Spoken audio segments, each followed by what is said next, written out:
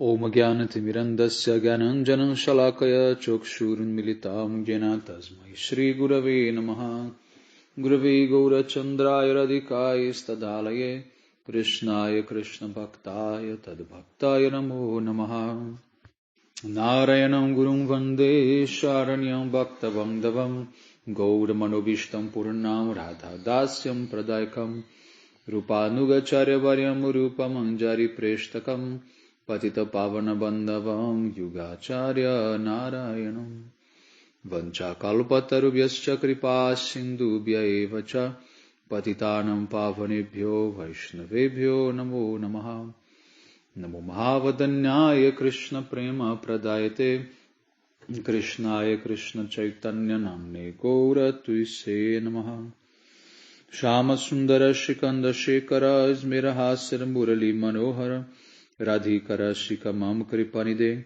Swapriya Charana Kinkarim Kuru Tapta Kanchana Gaurangi Radhe Vrindavaneshwari Vrishabhanusute Devi Pranamami Haripriya Vrindai Tulasi Devyai Priyai Keshavasicha Krishna Bhakti Prade Devi Satyavatyai Namo Namaha Shri Krishna Chaitanya Prabhu Nityananda Shri Advaita Gadadhar Shri Vasadi Gaura Bhakta Vrindam Hare Krishna Krishna Krishna Hare Hare Hare Ramo Ramo Hare Hare.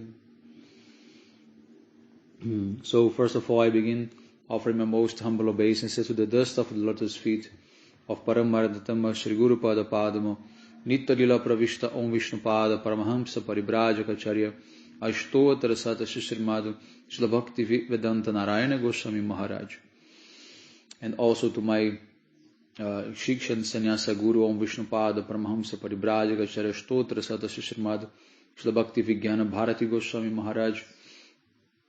And to all Shirupano Gauriya Guru Varga, to all Tridandis Sannyasis, Brahmacharis, Vaishnavas and Vaishnavis, and to all the assembled devotees here today, my most respectful obeisances.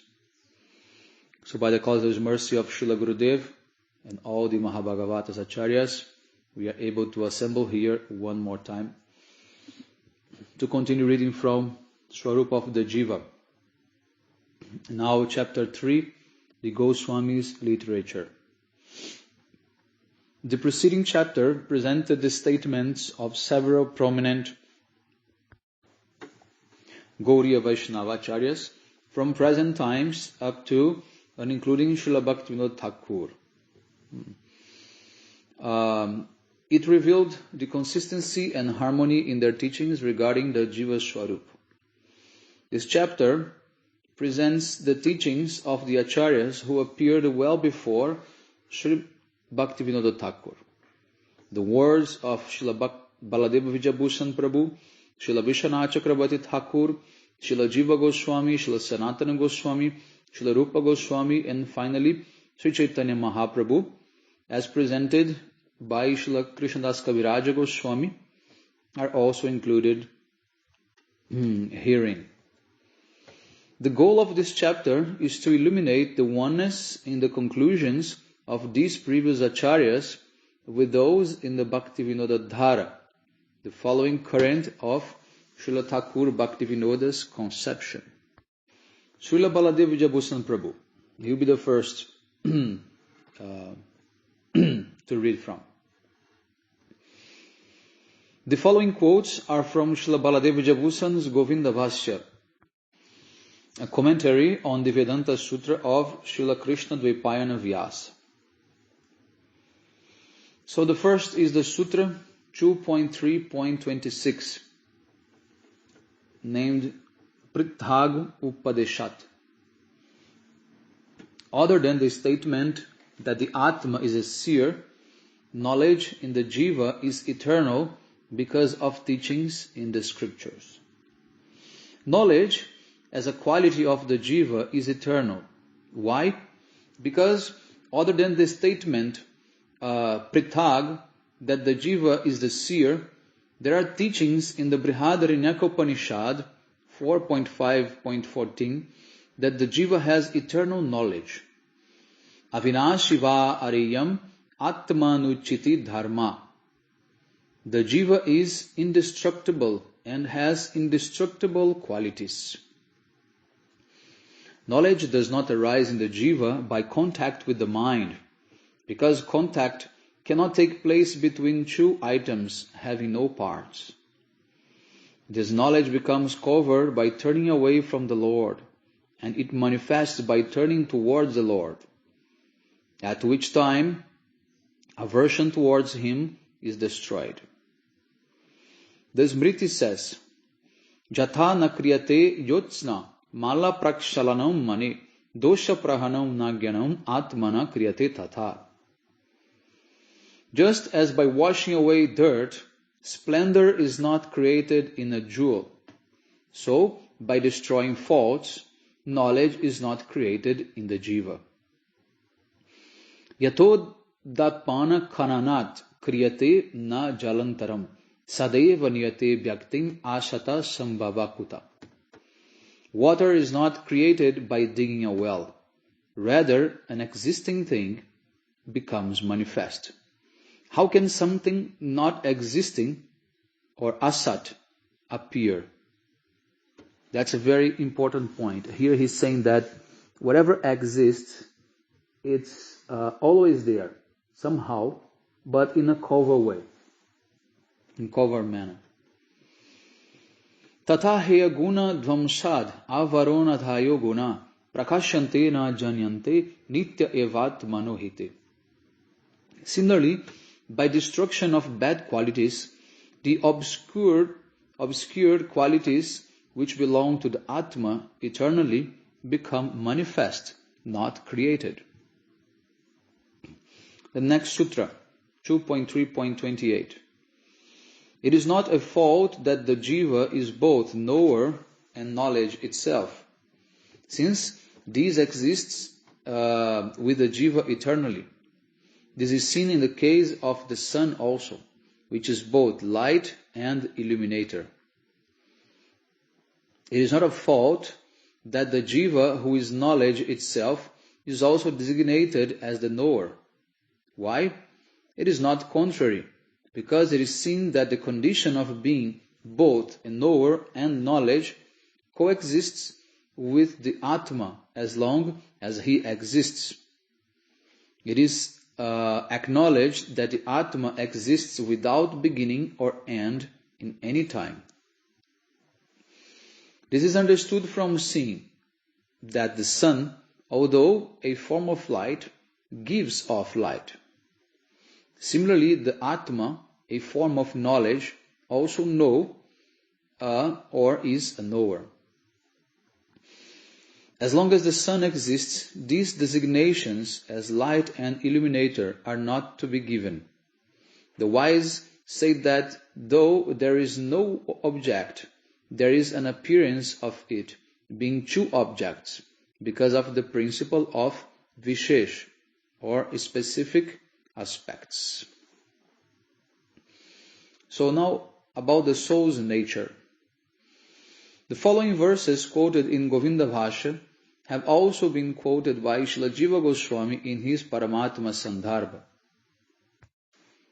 19.2, and later on by Srila Bhaktivinoda Thakur on his Dasha Mula Tattva chapter 6 and Sri Amanaya Sutra part 1. The Sutra 2.3.43 Apis Maryayet. Smritis also confirm this. The Smritis also give details of the Svarupa of the Jiva. The verse says, Jnana Shrayo Jnana Gunas Chetana Prakrite Para Najato Nirvikarascha Ekarupa Svarupa Bhak.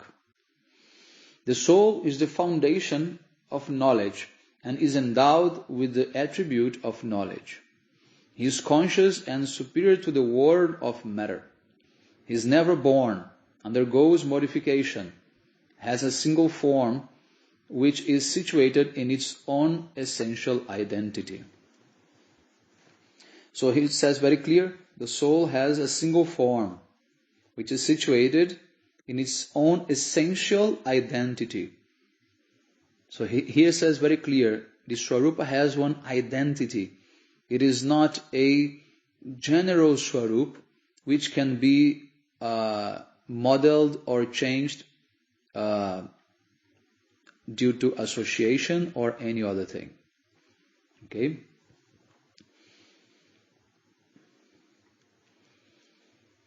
The soul is atomic, eternal, present by consciousness everywhere in the material body, by nature conscious and blissful, has a sense of individual identity, is unchanging, a witness within the body, and different from other jivas. So here's making also good points. The jiva is individual, different from other jivas. It is always blissful. It has sense of individual identity. What does it mean? It means that the jiva has to have a personality which can identify as being different from others. If you consider that all souls, all jivas, they have no fixed swarup, how they can have a individuality? How they can think themselves to be one and a unique figure if they have no defined personality? That is impossible, right? So here, he's going to explain that the word attains means manifests. So when Shastra says attain, actually Shastra wants to say manifest. Okay, when we are translating, and many times it comes out the word attains. The jiva will attain its swarup. So actually it means manifest. This is coming from the introduction to the original forms of liberated souls. This is from Chandogya Upanishad.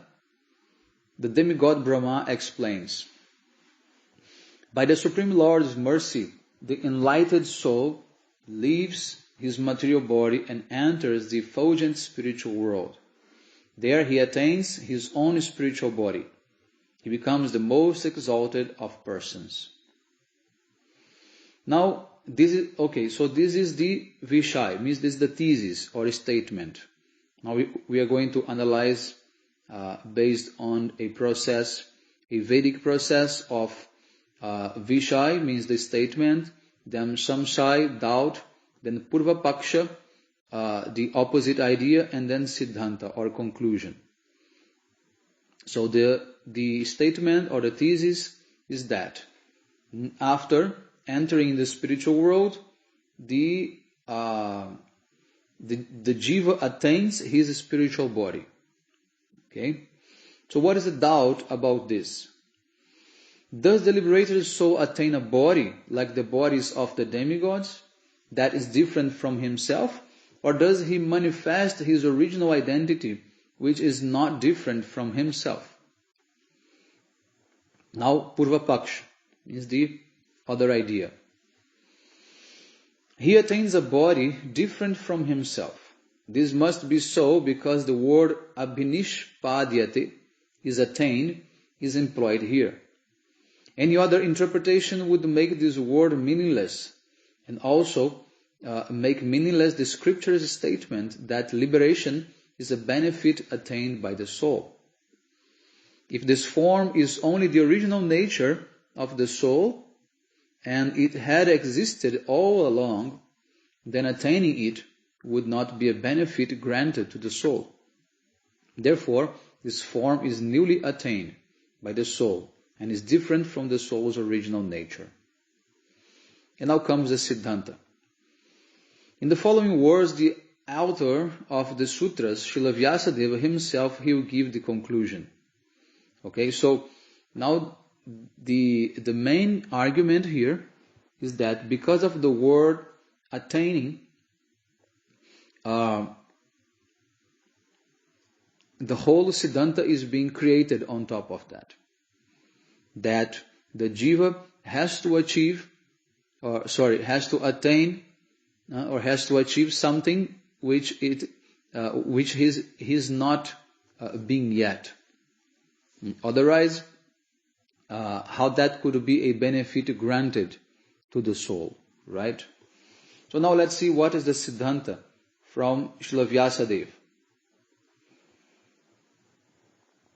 The Jiva manifests his Svarupa on attaining the Lord, since the word his own means Svena is used. The individual spirit soul who, by means of devotional service, accompanied by knowledge and renunciation, attains the effulgent supreme, becomes free from the bondage of karma, and attains a body endowed with 8 virtues. This body is said to be the soul's original form. Why is that? The sutra explains, Svena Shabdat, because of the word Svena. Svena means own. His own. The word Svena here means in his own original form. For this reason, it cannot be said that this passage means the soul arrives there and then accepts that form, which is an external imposition. In that way, it is proved that the form here is the original form of the soul. This is not contradicted by the use of the word nishpadyate, for that word is also used to mean is manifested. An example of that usage is seen in the following words of the Shruti Shastra. Idam mekam sunishpanam. He is manifested. Also, it is not that the manifestation of the soul's original form cannot be a goal of human endeavor, because it already exists. This is so because even though the soul's original form exists, it is not openly manifested. Therefore, it is not useless to say that the soul may endeavor to openly manifest the original form of the soul. Therefore, the manifestation of that form can be an object of human endeavor. Here, someone may say, when the spirit soul is manifested in its original form, and it attains the effulgent supreme, as described in the words Param Jyotir Upasam Padya, the liberated state thus attained is characterized by mainly by the cessation of all material sufferings. If this is said, then I reply, no, it is not so. The Shruti Shastra explains that in the liberated state, the soul is filled with intense spiritual bliss. This is described in Taittiriya Upanishad 2.7.1. Rasam hi evayam labdhavanandi bhavati. When one understands the personality of Godhead, the reservoir of pleasure, Krishna, he actually becomes transcendently blissful.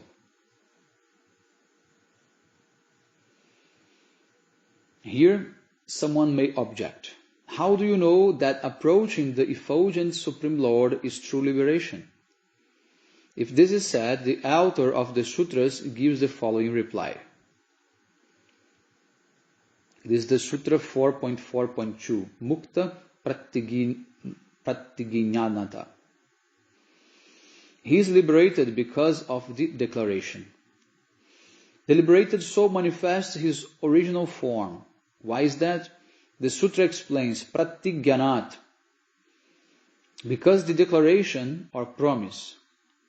The original condition of the soul is described in Chandogya Upanishad 8.7.1. After that description, the following promise is given. Etam tva eva te bhuyo nuvya kyasyami. Again, I will explain it to you. The demigod Brahma proceeded to explain that the liberated soul is free from wakefulness, dreaming, and dreamless sleep, the 3 conditions of material consciousness, and also free from the material body, which is created by the karmic reactions of pleasant and unpleasant deeds. The demigod Brahma described this in order to fulfill the promise he made in the verse 8.9.3. Because this passage explains that the soul becomes liberated when he is free from the external material body created by karmic reactions. It should be understood that in the liberated state, the soul is manifested in its original form. So very heavy philosophy for some, it may appear, but just to make it very easy to understand, Srila Baladeva Vidya Prabhu, he is giving the explanation that how attain means actually manifesting. You cannot attain a transcendental body before becoming that body, or before already having that body, because that body is eternal and it cannot exist in a separate state or in a separate place. As if the soul is one thing, the soul incarnated in the Jiva is one thing, and the soul in the spiritual world is another thing. There cannot be two objects having actually the same name or the same identity. So the Jiva in this material world, it has already his perfected form in all the aspects. And when the soul reaches the spiritual world, there it will become completely free to express what he already is. Okay, so this is the simple explanation that was given here. There cannot be two different objects referring to the same thing, right? Just as if the soul in the material world is one thing, that is going to be a different thing in a transcendental world. Correct? It cannot be like so. It is against the logic of Shastra. So next one, we are going to hear from Srila Vishwanath Cakravarti Thakur, and then short after from Srila Jiva Goswami Pada, which is one of the most awaited studies from this book. So Srila Vishwanath Cakravarti Thakur, he explains about the original spiritual identity, which is covered by ignorance. In his purport of Srimad Bhagavad Gita 15.16, the verse Dvavimo Purusho Loke Karas Chakshara Evacha Kshara Sarvani Bhutani Kutasto Kshara Uchate. To specifically explain the meanings of the words Kshara and Akshara, Sri Bhagavan again says Sarvani Bhutani. It is only due to ignorance, which has existed since time immemorial, that the living entity fails to act in accordance with his original spiritual identity. So ignorance is covering, Maya is covering, gross and subtle bodies are covering the soul. Therefore, the original spiritual identity of the soul cannot be seen and cannot be accessed by this material reality. Also, the Aitareya Upanishad 5.8 states, Aragra matrohi avaropi drishta. It is seen that the Jiva has an extremely subtle form. This is also his purport, Bhagavad Gita 2.17. Again, he gives a purport now in Srimad Bhagavatam 11.14.25. Just as gold releases its inner impurities only when is melted by fire, not when simply washed, and then attains its intrinsic form, Swanija Rup. So the Jiva, having given up the impurities of karmic impressions, worships me in my abode. He worships me directly. So this is the same idea that Mahaprabhu gave of cleansing the mirror of the heart. This idea of cleansing means that something is already there to be found and seen, but is just covered by dust, or in our cases by anarthas and so many other things. So in this way, Srila Vishwanath Cakravarti Thakur, he is also giving the same idea here in his purports. So now we are coming to Srila Jiva Goswami Pada. The soul's qualities, the individual form and nature of the soul.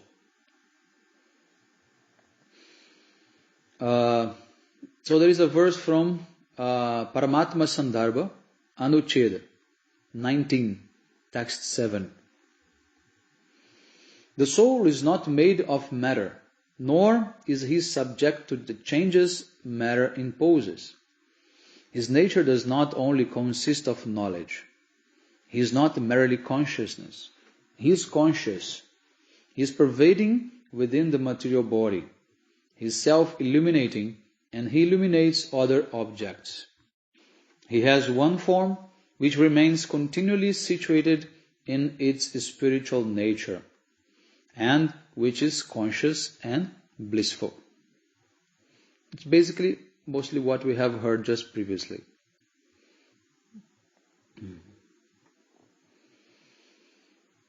The original power of the soul. By his own power, the individual spirit soul cannot become free from his entanglement in the material world.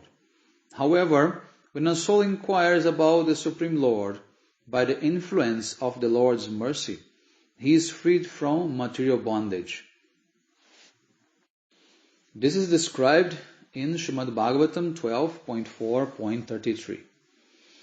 In the example given here with the words Gana Yadharka Prabhavo Vidiryate, it is seen that the eyes themselves are powerless to dispel the clouds. Only the sun has that power. In the second part of the example, the word Atmana means of the Supreme Personality of Godhead. Jigyasaya means when the desire to know is aroused, then the Supreme Lord gives his mercy. And Ahankaro Nashyati means then the false ego flees. This means that the false ego perishes when one understands the Supreme Personality of Godhead. Here the words Cha Upadi means that the ego of the true self is indeed different, as described in the comparison. This example explains that when the darkness of the clouds is removed, then the eyes can see the original form of the sun as well as its own nature. That is to say, the soul comes to realize the Svarupa of the Supreme Lord, which is naturally reveals his own Svarupa. In this way, the soul's original power is openly manifested. This is the meaning. So this is from Paramatma Sandarbha, Anuched 83, text 1, 3 and 4. So next one, this is a purport of Brahma Samhita, a verse from Brahma Samhita, verse 21. Sanityo nitya sambada prakritischa parivasa. The living entities are eternal, and they have an eternal relationship with Bhagavan that extends throughout time, with neither beginning nor end. By constitution, they are intrinsically his superior potency. Now what Srila Jiva Goswami says. The constitutional position of the living entities is being described in this half shloka, beginning with the word Sanitya. The word Nitya, eternal, indicates that the living entity exists throughout beginningless and endless time. The living entity has an intimate and inseparable eternal relationship with Bhagavan, called Samavaya Sambandha. The living entities have an eternal relationship with Bhagavan, just as the rays of the sun are always related to the sun. The eternal intrinsic nature of the living entity is also established by the Shvetashvatara Upanishad 4.6. Dvashuparna Sayuja Sakhaya. There the individual Jivatma and Paramatma have been compared to two birds sitting on a branch of the same peepal tree. So in this purport, then Jiva Goswami very clearly he explains that the living entity has an eternal relationship with Bhagavan. That is an eternal relationship. That's not going to be established after performing sadhana or associating with someone. It's very interesting to say that those who believe in this idea that the Svarupa will be,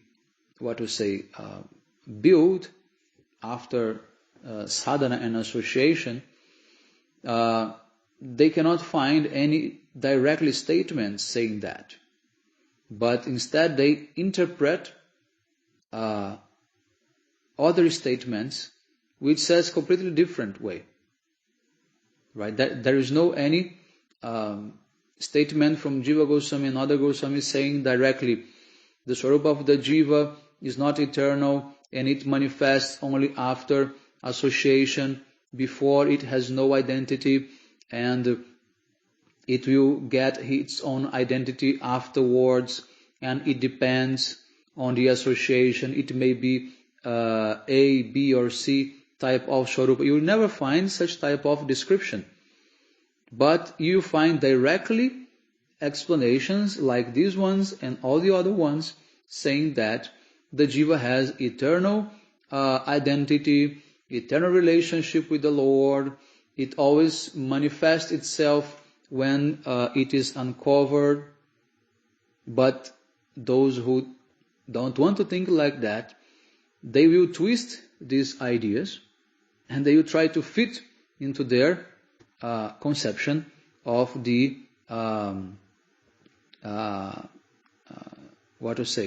changeable, Swarup, or the modeling of the Swarup of the Jiva. That is very clear by the study of this book.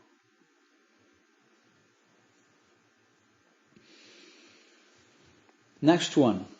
This is from Paramatma Sandarbha, Anucheda 29, text 1.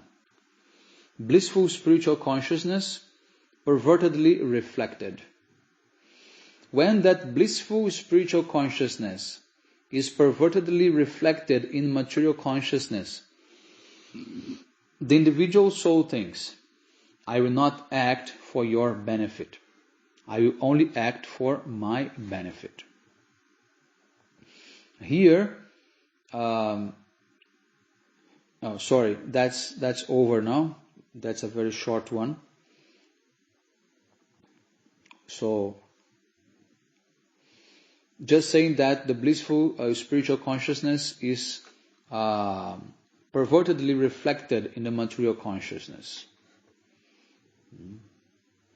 Next one, from Paramatma Sandarbha, Anucheda 29, text 3. Covered by a materialistic false ego. Here, as in the previous verse, the word parabidhyanena means by entering the material world and thinking I am made of matter. In this way, the transcendental living entity accepts the influence of material energy as his field of activities, and thus, actuated, he wrongly applies the activities to himself. Only when a person is covered by materialistic false ego does he think in this way.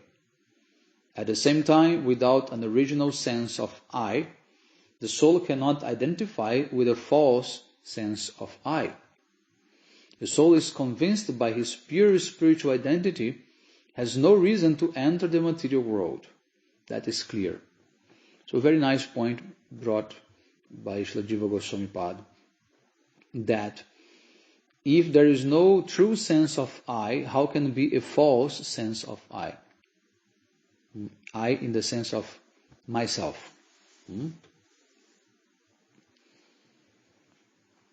Next one is from Priti Sandarbha, Anucheda 1, sentence 11. This is a short one. Although the individual soul is part and parcel of the Supreme Lord, his knowledge of that connection has been non-existent since a time without beginning. As a result, he has been overcome by ignorance, illusion. In that ignorance, his awareness of his own spiritual nature has been taken away, and he suffers miseries in the cycle of birth and death. This has already been explained in Paramatma Sandarbha. So again, he's just reinforcing. Next one is from Bhakti Sandarbha, Anucheda 1, text 1. In enumerating the powers of Paramatma, there was a description of the Tatastha Shakti Jivas. Although the Jiva's spiritual nature is unchanging, because of their indifference towards the Supreme Lord, and by the misfortune of being turned away from the Lord since a time without beginning, Maya covers their awareness of their own intrinsic nature and gives them various sufferings under her three modes: goodness, passion, and ignorance. So again, very clearly he says, on own intrinsic nature. So here, in the footnote, we have one good explanation says that when acharyas use words like taken away, forgot, covered, and lost, in referring to the soul's original spiritual identity, they do not do so in a historical context. Rather, these English words may indicate an absence of knowledge or awareness of. This is explained in the introduction entitled The Great Mystery of the Spirit Soul. Okay, so first we have to always learn how acharyas are using the words. In the very beginning of the study, I have mentioned this is a major problem in philosophy. Greek philosophers, German philosophers, they're always using words in a different way, applying different meanings to the same word. So at first we have to understand how acharyas are using that word in which context. We have to become familiar with Shastra. We have to study a lot to be able to understand how they're using all these words. And then we can reconcile many things. So next one. This is from Paramatma Sandarbha Anucheda 23, text 1. The material potency is also described in these words of Srimad Bhagavatam 10.87.38. The illusory material nature attracts the minute living entity to embrace her, and as a result, he assumes forms composed of her qualities. Subsequently, he loses all of his spiritual qualities and must undergo repeated death. Next one, from Priti Sandarbha Anucheda 1. The same explanation is given in these words of Srimad Bhagavatam. Muktir hitvanyatarupam svarupena vyavastitihi. Liberation is being permanently situated in one's true form and nature in one's true form and nature after one gives up the changeable gross and subtle material bodies. In this verse, the primary meaning of the word Svarupa is the form of the Supreme Personality of Godhead. However, because the individual spirit souls are fragmental parts of the Supreme Personality of Godhead, in the same way, rays of sunlight are fragmental parts of the sun planet. The word Svarup may also refer to the individual soul. In Srimad Bhagavatam 3.9.33, Lord Garbhodakashai Vishnu tells the demigod Brahma, Jadarahitam Atmanam Bhutendriya Gunashai Swarupena Mayopetam Pasham Swarajam Richati. When you are free from the conception of gross and subtle bodies, and when your senses are free from all influences of the modes of the material nature, you will realize your pure form in my association. At that time, you will be situated in pure consciousness. Okay, so this is now over with Srila Jiva Goswami Pad, and we are going to stop here, and we are going to continue next one with Srila Sanatana Goswami Pad, and also Srila Rupa Goswami and Chaitanya Mahaprabhu. Okay? Hare Krishna, Vanchakalpatarvyasha Kripa Sindhubhya Evacha Patitanam Pavanebhyo Vaishnavebhyo Namo Namaha.